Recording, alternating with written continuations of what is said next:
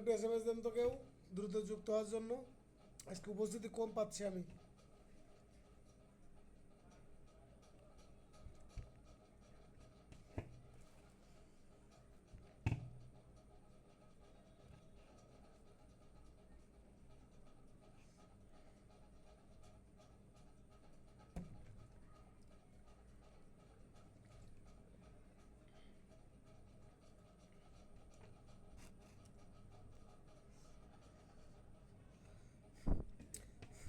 মুক্তার ভাই কি সারা পাইছে?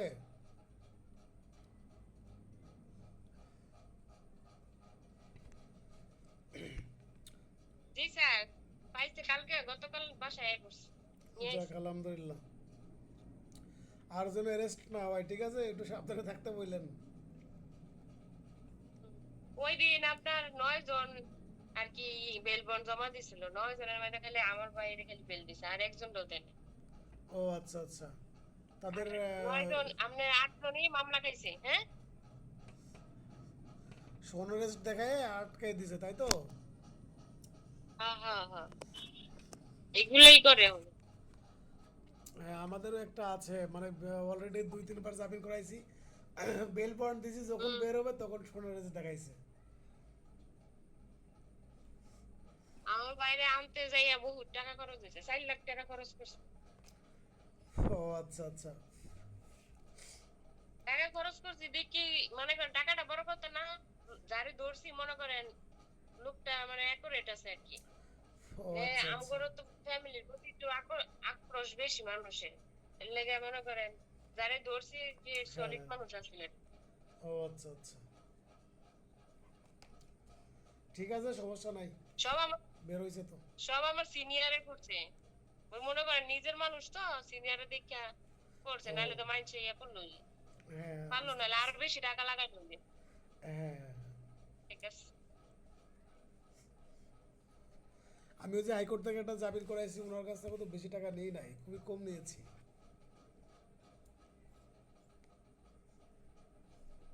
এই যে মনে করেন নিজেকে মানুষরা তো আপনার ইয়া করে না, ওই নিজেকে মানুষরা তো যতটুকু প্রয়োজন ততটুকুই নেয়, আর বেশি নেয় না। ও আচ্ছা আচ্ছা। তাও এতটি টাকা লাগলো নইলে, ওই যে 2টা মামলা দিয়ে লাগছে তো, 2টা থানা মানাতে সবকিছু ইয়ে করে বার করতেছে। জি, বুঝতে পেরেছি।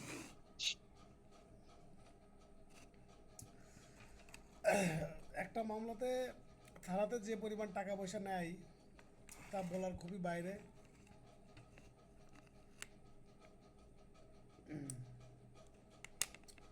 যাক, আমরা স্টাডিতে ফিরে যাই, ঠিক আছে? আজকে আমরা 153 পর্যন্ত পড়বো, তারপরে আমরা পরবর্তী ক্লাসটা খুবই গুরুত্বপূর্ণ হবে। পরবর্তী ক্লাসটা তা আপনারা সবাই মানে অবশ্যই যুক্ত থাকবেন, কারণ ফৌজদারি কার্যবিধির মূল যে পড়া সেটা হবে আপনার পূর্ববর্তী ক্লাসে। এখনও আমরা গুরুত্বপূর্ণ পড়তেছি। 144 ধারা গুরুত্বপূর্ণ, 145 ধারা গুরুত্বপূর্ণ, দুইটা ধারা দিয়ে 30 দিয়ে রাখেন। আর ফৌজদারি কার্যবিধির সাজেশন আমি আগামীকাল দিয়ে দিব, ঠিক আছে? আগামীকাল আপনারা ফৌজদারি কার্যবিধির সাজেশন পেয়ে যাবেন, পূর্ণাঙ্গ সাজেশন পেয়ে যাবেন। সুতরাং নো টেনশন। দেখেন, জরুরি পরিস্থিতিতে কোনো কার্য হতে বিরত থাকার নির্দেশ, মানে আপনারা ওই যে দেখেন না যে কোনো মারামারি হচ্ছে কোনো এলাকাতেই, পরিস্থিতি খুবই খারাপ, আপনার গোলমাল লেগে যাচ্ছে, যে কোনো সময় যে কোনো ধরনের বড় ধরনের একটা দুর্ঘটনা ঘটতে পারে, একটা গোষ্ঠী বা একটা জনগণের মধ্যে আপনার উদ্বেগ উত্তেজনা চলতেছে, তখন কি করে সরকার পরিবেশ পরিস্থিতি নিয়ন্ত্রণের জন্য 144 ধারা জারি করে। আপনারা তো শোনেন যে 144 ধারা জারি করেছে। সেই 144 ধারাটা এই ফৌজদারি কার্যবিধির 144 ধারা, এই যে আমরা এখন পড়তেছি, ঠিক আছে? তাহলে এখন ফৌজদারি কার্যবিধি 144 ধারা কখন কখন জারি করতে পারে? আইনানুগ কোনো ব্যক্তিকে কোনো বাধা বিরক্ত এবং ভয়ের আশঙ্কা করিলে, মানুষের জীবন স্বাস্থ্য এবং নিরাপত্তার জন্য হুমকি স্বরূপ হইলে, মানে পরিস্থিতি যদি মানুষের জীবন স্বাস্থ্য এবং নিরাপত্তার জন্য হুমকি স্বরূপ হয়, যে ক্ষেত্রে দাঙ্গা হাঙ্গামা বা মারামারির আশঙ্কা থাকে এবং যদি গণ উৎপাত সৃষ্টির মতো পরিস্থিতি থাকে, পরিস্থিতি খুবই জরুরি যদি হয়ে যায়, সেক্ষেত্রে আশু প্রতিকারের যদি প্রয়োজন হয় তাহলে কি করতে পারে আপনার জেলা ম্যাজিস্ট্রেট বা নির্বাহী ম্যাজিস্ট্রেট মানে এক্সিকিউটিভ ম্যাজিস্ট্রেট কি করতে পারে 144 ধারা জারি করতে পারে। এখন ধরেন এই 144 ধারা কিন্তু আপনার এই মহানগর এলাকার ক্ষেত্রে প্রযোজ্য না, এগুলো মহানগর এলাকার ক্ষেত্রে প্রযোজ্য না। তাহলে এখান থেকে আপনাদের মূল পয়েন্ট হচ্ছে যে কোন কোন ক্ষেত্রে 144 ধারা জারি করা যায়। যেই 5টা বা 6টা পয়েন্ট আছে প্রত্যেকটা পয়েন্ট আপনার মুখস্থ রাখতে হবে, এটা আপনার লিখিতর জন্য গুরুত্বপূর্ণ। তারপর দেখেন এই জারি করতে পারবে কে, জারি করতে পারবে জেলা ম্যাজিস্ট্রেট অথবা নির্বাহী ম্যাজিস্ট্রেট। এখন ধরেন এই 144 ধারা কতদিন বলবৎ থাকবে, 144 ধারা 2 মাস, সর্বোচ্চ 2 মাস আপনার বলবৎ থাকবে, মানে 60 দিন। সরকার যদি উপযুক্ত মনে করে তাহলে এই 2 মাসের বেশিও জারি রাখতে পারে, কিন্তু নর্মালি কতদিন থাকবে, সর্বোচ্চ 2 মাস। যদি কোনো ব্যক্তি এই 144 ধারার আদেশ যদি অমান্য করে, যদি কোনো ব্যক্তি 144 ধারার আদেশ অমান্য করে তাহলে তার শাস্তি হবে 1 মাস কারাদণ্ড, অনধিক 200 টাকা জরিমানা এবং উভয় দণ্ড। এটা বলা আছে 188 ধারাতে, দণ্ডবিধির 188 ধারাতে বলা আছে যে সরকারের কোনো আদেশ নির্দেশ যদি কোনো ব্যক্তি অমান্য করে তাহলে তার শাস্তি হবে 1 মাস কারাদণ্ড, অনধিক 200 টাকা জরিমানা বা উভয় দণ্ড। এই 144 ধারার আদেশ যদি কোনো ব্যক্তি আপনার অমান্য করে তাহলে দণ্ডবিধির 188 ধারাতে যে সে শাস্তি পাবে। তারপর চলে যান, এই 144 ধারার আদেশের বিরুদ্ধে কি করতে পারবে, রিভিশন দায়ের করতে পারবে। জেলা জজের নিকট, দায়রা জজের নিকট কি করতে পারবে, রিভিশন দায়ের করতে পারবে। তাহলে কিন্তু এখানে কিন্তু আপনার এই ইসের নাই, আপিলের কোনো বিধান নাই। তারপর দেখেন আদেশ প্রত্যাহার, আদেশ প্রত্যাহার করতে পারবে ম্যাজিস্ট্রেট উপযুক্ত যদি মনে করে বা ক্ষতিগ্রস্ত ব্যক্তির আবেদন ক্রমে ম্যাজিস্ট্রেট সন্তুষ্ট হইলে উক্ত আদেশ কি করতে পারবে, প্রত্যাহার করে নিতে পারবেন। তাহলে দেখেন এই আদেশ প্রত্যাহার করতে পারবে 2 শ্রেণীর মানুষ, একজন হচ্ছে ম্যাজিস্ট্রেট নিজে, আরেকজন হচ্ছে যে ক্ষতিগ্রস্ত ব্যক্তির আবেদন ক্রমে। তাহলে এখন যদি আপনাদের পরীক্ষাতে আসে যে আপনার এই 144 ধারার আদেশ প্রত্যাহার করতে পারবে কে, ক্ষতিগ্রস্ত ব্যক্তি বা ম্যাজিস্ট্রেট। ক্ষতিগ্রস্ত ব্যক্তির আবেদনে এবং ম্যাজিস্ট্রেট কি করতে পারবে 144 ধারার প্রত্যাহার করে নিতে পারবেন। তাহলে এই যে কে আদেশ দিতে পারবেন, আদেশ প্রত্যাহার করতে পারবেন কে, এই ক্ষমতা, এই আদেশ প্রত্যাহারের যে ক্ষমতা এটাতেও আপনারা কি করতে পারবেন, একটা গুরুত্বপূর্ণ একটা পয়েন্ট এর নিচে একটু দাগ দিয়ে রাখবেন।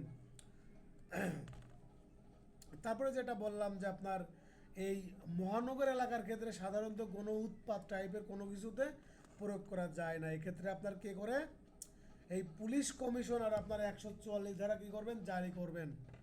এই মহানগর এলাকা কী করবেন, পুলিশ কমিশনার, পুলিশ কমিশনার কী করবেন 144 ধারা জারি করবেন। এই ক্ষমতা দেওয়া আছে স্পেশাল পাওয়ার অ্যাক্টে।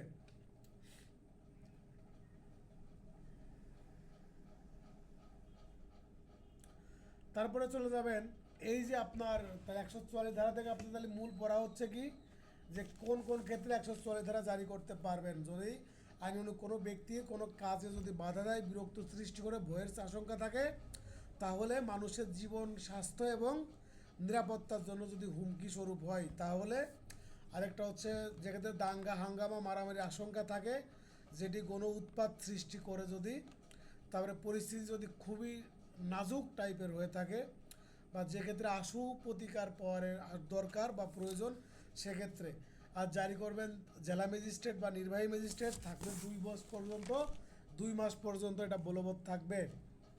এটা অমান্য করলে আপনার 1 মাস কারাদণ্ড বা 200 টাকা ও জরিমানা বা উভয় দণ্ড।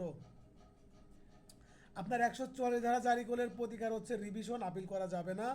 তারপরে প্রত্যাহার করতে পারবেন ম্যাজিস্ট্রেট স্বয়ং নিজে বা কোনো ব্যক্তির আবেদনে কি করতে পারবেন, 144 ধারা প্রত্যাহার করে নিতে পারবেন।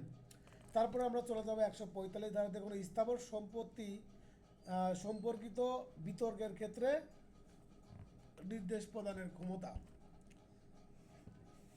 আপনারা দেখেন না যে আপনাদের বাড়ির আশেপাশে অনেক ধরনের সম্পত্তি আছে, কেউ দখল করে এনেছে, কেউ বেড়া দিয়ে দিয়েছে, তখন আপনারা কি করবেন? এই 145 ধারার অধীন মামলা করবেন। কি মামলা করবেন? দখল উদ্ধারের জন্য আপনার যেটা আছে তাৎক্ষণিক যে ব্যবস্থা। দেখেন, যদি কোনো বিরোধ বিদ্যমান থাকে, মানে কোনো একটা স্থাবর সম্পত্তি নিয়ে বিরোধ বিদ্যমান থাকে, যদি উক্ত বিরোধটি কোনো স্থাবর সম্পত্তি সংক্রান্ত হয় এবং যদি উক্ত বিরোধের ফলে গণশান্তি বিনষ্ট হয়, তাহলে আদেশ দিতে পারবেন আপনার।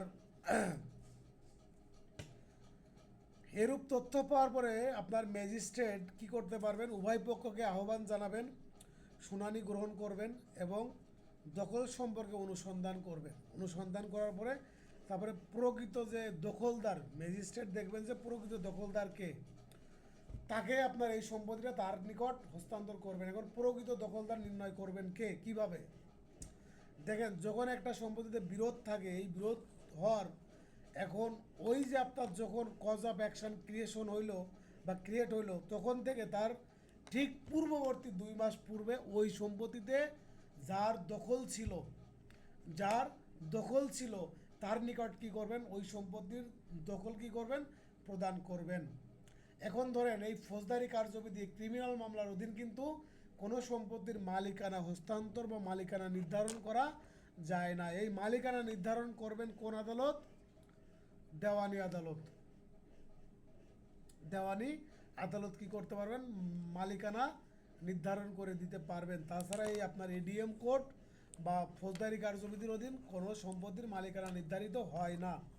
তাহলে দেখেন, এখন বেআইনিভাবে বলপূর্বকভাবে বেদখল করা হয়েছে, উক্ত বেদখলকৃত ব্যক্তি প্রকৃত দখলদার বলে মনে করবেন ম্যাজিস্ট্রেট। তাহলে এখানে মূল পয়েন্টটা হচ্ছে কি, এই বিরোধ সৃষ্টি হওয়ার সময় থেকে আপনার পূর্ববর্তী 2 মাস আগে, মানে পূর্ববর্তী 2 মাসের মধ্যে যে ব্যক্তি আপনার কি ছিল, আপনার যে ব্যক্তির দখলে ছিল, যে ব্যক্তির দখলে ছিল তাকে আপনার এই সম্পত্তিটা দখল তার নিকট প্রদান করবেন। এই আদেশটা দিতে পারবেন নির্বাহী ম্যাজিস্ট্রেট এবং জেলা ম্যাজিস্ট্রেট। এখন এই আদেশগুলো দিবেন কিভাবে? কোনো পুলিশে যদি রিপোর্ট প্রদান করে এবং অন্য কোনোভাবে যদি কোনো জ্ঞাত হয় বা কোনো আবেদনের প্রেক্ষিতে, তারপর দেখেন ম্যাজিস্ট্রেট উপযুক্ত মনে করলে উক্ত সম্পত্তি যে কোনো সময় কী করতে পারবেন? ক্রোক করতে পারবেন। ক্রোক করতে পারবেন। ক্রোক কাকে বলে? আমি তো বলেছিলাম, এই যে আপনার 198, সরি, শুধু 99, 89 ধারাতে বলা আছে ক্রোকের কথা। 88 ধারাতে বলা আছে, 88 ধারাতে বলা আছে ক্রোকের কথা। হ্যাঁ, 87 না 88? সুমন, 88তে বলা আছে। ভাই 88তে হচ্ছে ক্রোক, আর 88 হচ্ছে কি আপনার ওই ক্রোক। হ্যাঁ, ওইটাই বললাম যে ক্রোকের কথা বলা আছে 88 ধারাতে। এখন এই সম্পত্তিটা আপনার ক্রোক করবে কিভাবে? ক্রোক করা হচ্ছে আপনার জব্দ করে নেওয়া, সিজ করে নেওয়া, ঠিক আছে?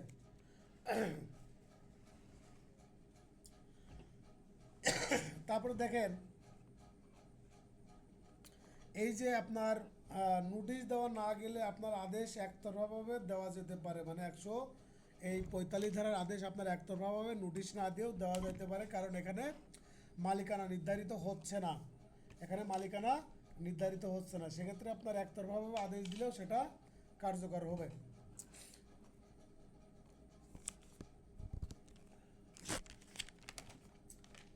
তারপরে চলে যান যে 146 ধারাতে। দেখেন, এখান থেকে আর আপনার শুধুমাত্র পড়বেন কি, আদেশ দিবেন কে? আদেশ দিবেন নির্বাহী ম্যাজিস্ট্রেট বা জেলা ম্যাজিস্ট্রেট। আর পূর্ববর্তী 2 মাসের মধ্যে যার দখলে ছিল তাকে দখল হস্তান্তর করবেন। যদি আপনার দখলদার প্রতীয়মান না হয় তাহলে কি করবেন? রিসিভার নিয়োগ করে দিবেন। এখন 2 মাস পূর্বে কার দখলে ছিল এটা নির্ণয় করা যাচ্ছে না, তখন রিসিভার নিয়োগ করবেন। আচ্ছা, ওটাতে আমরা পরে আসতেছি। এইটা হলো আপনার, এই হচ্ছে মূল পড়া। আর এখান থেকে এটা খুবই গুরুত্বপূর্ণ একটা ধারা, কিন্তু পড়া কম।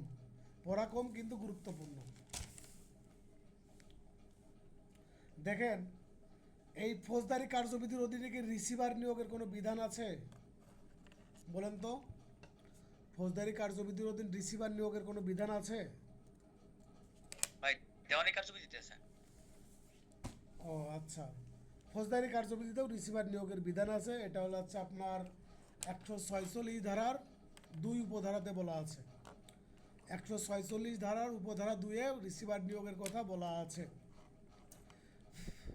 ঠিক আছে, তাহলে এখন যদি আপনাদের পরীক্ষাতে রিটেনে প্রশ্ন আসে ফৌজদারি কার্যবিধির থেকে আপনার রিসিভার নিয়োগের বিধান আছে কি না, তখন আপনারা কি করবেন?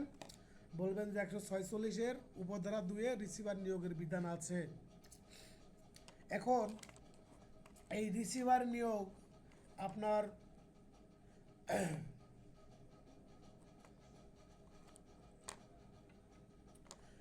এখন আপনাদের এই রিসিভার নিয়োগের ক্ষেত্রে আপনার এমসিকিউতে একটা প্রশ্ন আসার একটা সম্ভাবনা আছে। এখন এখানে বলবে যে রিসিভার নিয়োগের বিধান আছে কত ধারাতে, তখন কিন্তু আপনার এই 46-এর 2, 46-এর কত, 46 না কিন্তু 46-এর 2। এখন যদি আপনার শুধু 46 ধারা থাকে, যেমন ধরেন 46, 48, 52, 146, 152, 153, 154, এখন যদি 146-এর 2-এর কথা উল্লেখ না থাকে তাহলে 146 উত্তর করবেন। আর যদি দেখা গেলো আপনার আসলে এরকম যে 146, 146-এর 1, 146-এর 2, 148, তখন আপনারা কি উত্তর করবেন? 146-এর 2। ঠিক আছে, 146-এর 2। আর এই যে বিগত সালে প্রশ্ন আসছিল হচ্ছে যে রিসিভার নিয়োগ করে কে আর এইবার মিরাজ কথা শুনতে পাইনি, আবার একটু বলো। রিসিভার কে নিয়োগ করেন এটা প্রশ্ন করছি। এই সেকশন থেকে মানে কোশ্চেন আসছিল যে আপনার রিসিভার কে নিয়োগ করতে পারবে। আদালত নিয়োগ করবেন, এখানে কোনো ইয়ে নাই, কনফিউশন নাই। ঠিক আছে, আদালত নিয়োগ করবেন, রিসিভার নিয়োগের ক্ষমতা আদালতেরই আছে।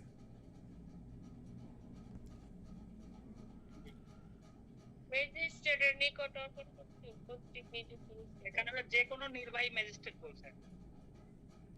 ম্যাজিস্ট্রেটের নিকট আর কি এখন যদি আপনার ফৌজদারি কার্যবিধির অধীনে যদি বলে, ফৌজদারি কার্যবিধির অধীনে যদি বলে তাহলে আপনার ম্যাজিস্ট্রেটের কথা বলবে, আর যদি দেওয়ানিতে বলে তাহলে আদালতের কথা বলবে। ঠিক আছে, এখন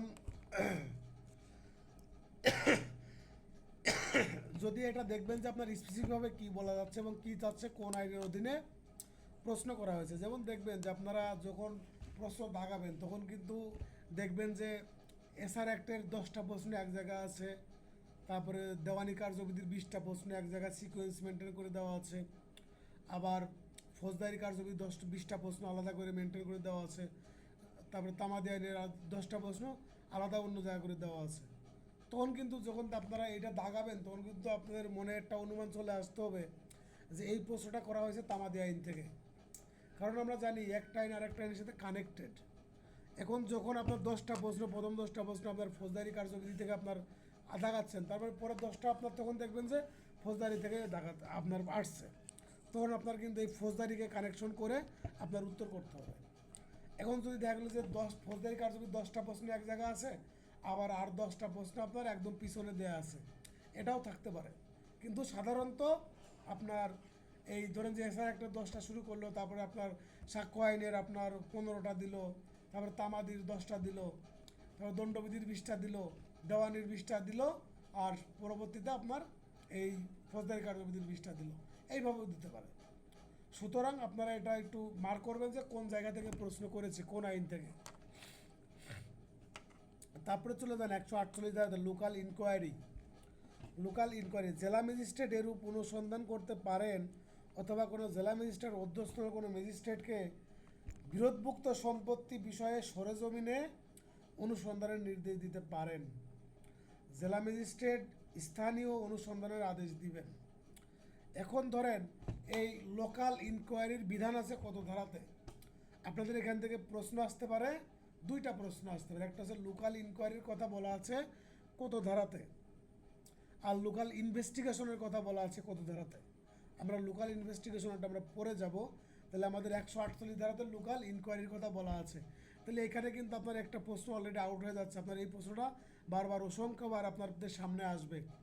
আবার 142 ধারার এই যে 146 ধারার উপধারা 2 আপনার যে রিসিভার নিয়োগ, এই প্রশ্নটা অসংখ্যবার আপনার আসবে। ঠিক আছে, আর আমি আপনাদের কিন্তু বলেছি যে এখানে আপিলের বিধান আছে, এই বিধানগুলো বাদে বাকি সকল ক্ষেত্রে সকল আদেশের বিরুদ্ধে আপনার রিভিশন করবেন। তারপরে চলে যান 149, পুলিশ তার সামনে সংঘটিত সকল আমলযোগ্য অপরাধ প্রতিরোধ করতে পারবেন। এটা টাইটেলটা পড়বেন শুধু। 152তে চলে যান, সরকারি সম্পত্তির ক্ষতি সাধন প্রতিরোধ। এখন সরকারি কোনো অনেক সম্পত্তি আছে না, যেমন এই যে আপনার এই পদ্মা ব্রিজ, তারপরে মেট্রো রেল, এখন এইগুলোর যদি আপনি যদি কোনো ক্ষতি সাধন করেন, এই যে একজন ব্যক্তি ছিল না আপনার ওই যে পদ্মা সেতুর নাট খুলে নিয়ে গেছিল বা নাট খুলতেছিল, তার কিন্তু আপনার এই 100 এই স্পেশাল পাওয়ার অ্যাক্টের অধীনে কিন্তু তাকে কিন্তু অ্যারেস্ট করে অনেক দিন জেলে রাখছিল। এখন এই যে সরকারি সম্পত্তি যদি কোনো ব্যক্তি ক্ষতি সাধন করে, তাহলে সেটা প্রতিরোধ করতে পারবেন পুলিশ অফিসার এর সামনে এবং উপস্থিতিতে। যদি কেউ সরকারি স্থাবর এবং অস্থাবর সম্পত্তি যদি ক্ষতি সাধন করে, তাহলে সেগুলো কি করতে পারেন, প্রতিরোধ করতে পারবেন। 151তে চলে যান, যে অনুরূপ আপনার এই অপরাধ নিবারণ করতে গ্রেপ্তার। 153তে বলছে বাটোয়ারা এবং ওজনাদি পরিমাপ আদি পরীক্ষা। আপনারা থানার ভারপ্রাপ্ত কর্মকর্তা আপনার 153তে, যে যদি কোনো ব্যক্তি ধরেন যে কি করলো, ওজনে কম দিচ্ছে বা পরিমাপ তার যে মানদণ্ড সেটা ঠিক নাই, তখন কি করতে পারবে, তাকে আর কি আপনার ওইটা পরীক্ষা করতে পারবেন। এটা আপনার এই থানার ভারপ্রাপ্ত officer, inspection of weight and measures, এটা 153তে বলা আছে। আর 151 যেটা, ওইটা আপনার 149 অনুরূপ, পুরোটা একদম হুবহু অনুরূপ, এটা দেখে নেবেন। আমরা এই যে 153 যে মেজারটা বললাম, জাস্ট এইগুলো জাস্ট একবার করে রিডিং করবেন। আমি যে গুরুত্বপূর্ণ যেটা, যেমন 148-এর টাইটেলটা কে আপনার ইন্সপেকশন লোকাল ইনকোয়ারির কথা বলতে পারে, আর বাকি যেগুলো বলে 144 এবং 145, এই 144 এবং 145 এই দুইটা ধরার কোনো কিছু বাদ দিবেন না, সব কিছুই পড়বেন ব্যারেক থেকে আপনারা একদম, এবং যে কোনো একটা গাইড বই আমার নোট থেকে 144 এবং 145 দুইটার আপনারা একদম সুন্দর করে পড়বেন।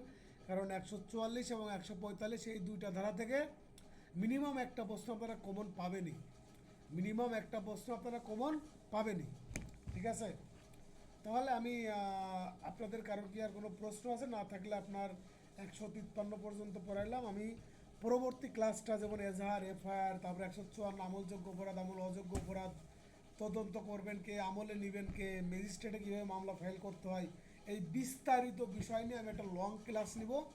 কারণ এই সামনের ক্লাসটা হবে খুবই গুরুত্বপূর্ণ। এই একটা ক্লাসের মাধ্যমে আপনারা পুরো ফৌজদারি কার্যবিধির অর্ধেকের বেশি আপনারা শিখতে পারবেন। সুতরাং সামনের যে পরবর্তী ক্লাসটা, ওই ক্লাসটা আপনারা কেউ বাদ দিবেন না।